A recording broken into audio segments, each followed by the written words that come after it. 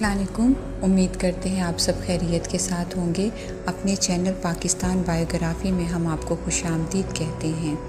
जैसा कि आप जानते हैं कि अपने चैनल पर हम प्रोमिनेंट पॉलिटिकल पर्सनैलिटीज़ की बायोग्राफ़ी आपके साथ शेयर करते हैं। तो आज जिस पॉलिटिकल पर्सनैलिटी का हम जिक्र करने जा रहे हैं वो हैं मलिक ग़ुलाम ख़ान, जो पाकिस्तान के तीसरे गवर्नर जनरल थे। मलिक ग़ुलाम मोहम्मद 20 अप्रैल 1895 को लाहौर के मोची गेट के करीब एक मज़ाफ़ाती महल्ले में पैदा हुए। वो काकाज़ई ख़ानदान में पैदा हुए।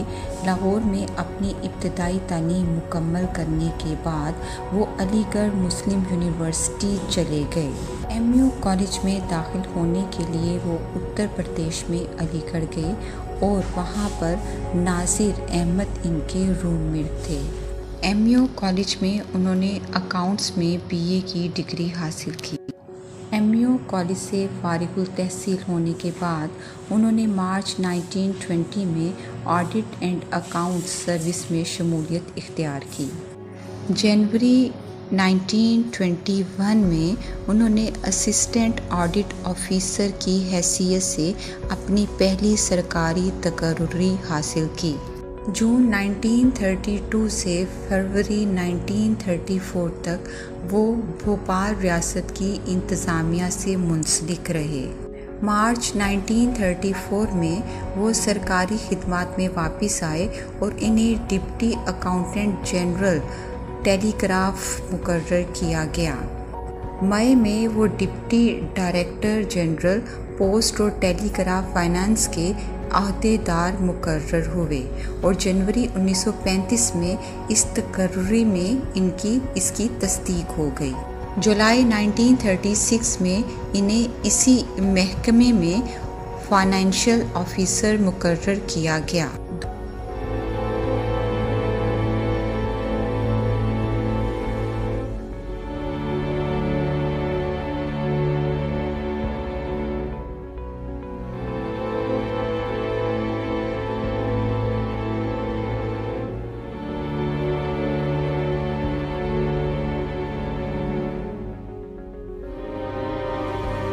दूसरी जंग अज़ीम के फैलने के बाद जनाब मोहम्मद को मुसलसल अहम ओहदों पर मुकर्रर किया गया।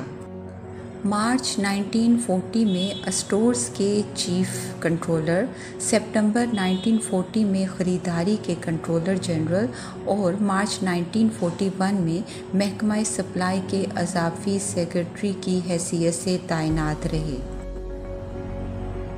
इनका एक पेशावर अकाउंटेंट की हैसियत से जंग के वक्त की खिदमात को बरतानवी हुकूमत ने इसी साल तस्लीम कर लिया था। इन्हें 1941 की सालगिरह के एजाज़ की फ़हरिस्त में order of the Indian empire CIE मुकर्रर किया गया। मई 1942 में जनाब मोहम्मद को हैदराबाद स्टेट इंतज़ामिया को तफवीज़ किया गया, जिसमें उन्होंने हैदराबाद के निज़ाम के मुशीर की हैसियत से खिदमात सरअंजाम दी। जनाब मोहम्मद ने स्टील मिल कंपनी के चार्टर्ड अकाउंटेंट की खिदमात भी सरअंजाम दी। दूसरी जंग अज़ीम के बाद बहावलपुर के नवाब सर सादिक मोहम्मद ख़ान ने गोल मेज़ कॉन्फ्रेंसों में इनको नुमाइंदगी करने के लिए कहा। उन्होंने 1946 में वज़ारत ख़ज़ाना में शामिल होने के लिए हैदराबाद छोड़ दिया। वज़ीर ख़ज़ाना लियाक़त अली ख़ान के तहत काबीना की सेक्रेटरी की हैसियत से वज़ारत ख़ाना में शमूलियत इख्तियार की। इसमें उन्होंने लियाक़त अली ख़ान की मदद की और हिंदुस्तान का पहला यूनियन बजट तैयार किया। हिंदुस्तान की तकसीम के बाद 14 अगस्त 1947 को उन्होंने पाकिस्तान की शहरियत हासिल करने का फ़ैसला किया और मुस्तकिल तौर पर अपने आबाई शहर लाहौर में आबाद हो गए। मुल्क के पहले वज़ीर ख़ज़ाना की हैसियत से उन्होंने पहला बजट पेश किया और 1948 में पहले 5 साला मंसूबों का मुसवदा भी पेश किया। वो 1947 से लेकर 1951 तक पाकिस्तान के वज़ीर ख़ज़ाना रहे और 1951 से लेकर 1955 तक पाकिस्तान के गवर्नर जनरल रहे। वज़ीर आज़म लियाक़त अली ख़ान के कत्ल के बाद 1951 में सर ख्वाजा नाज़मुद्दीन ने उन्हें गवर्नर जनरल बनने की दावत दी थी और ख़ुद उन्होंने वज़ीर आज़म की हैसियत से हुकूमत का इक़्तिदार संभाला।